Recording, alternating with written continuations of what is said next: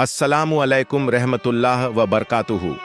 दोस्तों, आज हम लेकर आए हैं इस्लामी तारीख की एक ऐसी जंग जिसने दुनिया को सिखा दिया कि फतह तादाद या ताकत से नहीं बल्कि ईमान, सब्र और अल्लाह पर भरोसे से मिलती है। ये है जंगे यरमूक, जहां हजरत खालिद बिन वलीद रजी अल्लाहु अन्हु ने वो कर दिखाया जो इंसान नहीं बस अल्लाह की मदद से ही मुमकिन था। तो चलिए इस रूहानी और ईमान अफरोज वाक़े की तरफ चलते हैं। लेकिन उससे पहले अगर आप इस्लामी इतिहास और ऐसे ही ईमान बढ़ाने वाले वाक़े देखना चाहते हैं तो चैनल को सब्सक्राइब करें और बेल आइकॉन जरूर दबाएं ताकि अगला नूरानी वाक़या सबसे पहले आप तक पहुंचे। चलिए शुरू करते हैं जंगे यरमूक का सफर। साल था 15 हिजरी 636 ईस्वी। खिलाफत का दौर था हजरत उमर इब्नुल खत्ताब रजी अल्लाहु अन्हु का। इस्लाम की फौजें अरब से निकलकर शाम, सीरिया, इराक और मिस्र की तरफ बढ़ रही थीं। रोमी बादशाह हिराक्लियस इस्लाम की बढ़ती ताकत से घबरा गया। उसने 2 लाख सिपाहियों की एक बहुत बड़ी फौज तैयार की, भारी कवच, घोड़े, तीर और हाथियों से लैस। मगर मुसलमानों की तादाद थी सिर्फ 30,000। उनके सरदार थे हजरत खालिद बिन वलीद रजी अल्लाहु अन्हु, जिन्हें नबी पाक ने सैफुल्लाह, अल्लाह की तलवार कहा था। यरमूक का मैदान जंग का मैदान था, यरमूक की घाटी, जहां चारों तरफ पहाड़ और गहरी दरारें थीं। हजरत खालिद बिन वलीद ने अपनी फौज को ऐसी जगह लगाया जहां हवा और सूरज दोनों उनके हक में हों। रात को उन्होंने सभी सहाबा को बुलाया और फरमाया, भाइयों, आज हमारी तलवारें इस्लाम का पैगाम पहुंचाएंगी।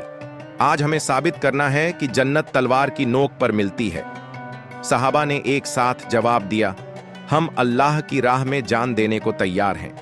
जंग की शुरुआत। सुबह की पहली किरण के साथ दोनों फौजें आमने सामने आ गईं। रोमन सिपाही चमकते कवचों में आगे बढ़े, धरती कांप उठी, पर मुसलमानों के दिलों में सुकून था। हजरत खालिद बिन वलीद ने नारा लगाया, अल्लाहु अकबर, और पूरा मैदान अल्लाहु अकबर की सदाओं से गूंज उठा।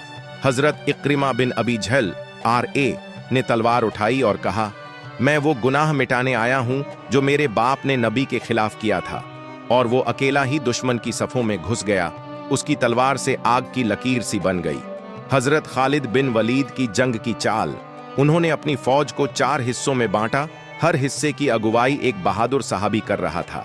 जब रोमन हमला करते, हजरत खालिद तीरंदाजों और घुड़सवारों को आदेश देते कि उन्हें चारों तरफ से घेर लो। रेत, हवा और धूप मिलकर एक ऐसा मंजर बना देती कि दुश्मन समझ ही नहीं पाता कौन कहां से वार कर रहा है। फैसले का दिन, 5वें दिन की सुबह, हजरत खालिद बिन वलीद RA घोड़े पर सवार हुए, हाथ में तलवार और दिल में अल्लाह का भरोसा था। उन्होंने अपनी फौज से कहा, आज या तो हम जीतेंगे या जन्नत पाएंगे। उनकी आवाज में ऐसा यकीन था कि हर सिपाही के दिल में जोश भर गया। फिर उन्होंने आदेश दिया, पूरी फौज एक साथ अल्लाहु अकबर पुकारते हुए दुश्मन पर टूटी। रोमन सेना की कतारें बिखर गईं। कई सिपाही भागकर यरमूक नदी की तरफ गए, मगर घाटी में गिरकर बह गए। फतह का सुकून। सूरज ढलने लगा, रेगिस्तान की हवा में ठंडक आ गई। हजरत खालिद बिन वलीद RA घोड़े से उतरे, सजदे में गिर गए और रोकर कहा, अल्हम्दुलिल्लाह, ये फतह तलवार की नहीं, अल्लाह की मदद की है। जब ये खबर मदीना पहुंची, हजरत उमर RA सजदे में गिर पड़े और कहा, आज हक बुलंद हुआ और बातिल मिट गया। पैगाम जंगे यरमूक हमें सिखाती है कि तादाद या ताकत से नहीं बल्कि ईमान, सब्र और अल्लाह पर भरोसे से फतह मिलती है। जब अल्लाह साथ हो तो हवा, रेत और आसमान भी मददगार बन जाते हैं।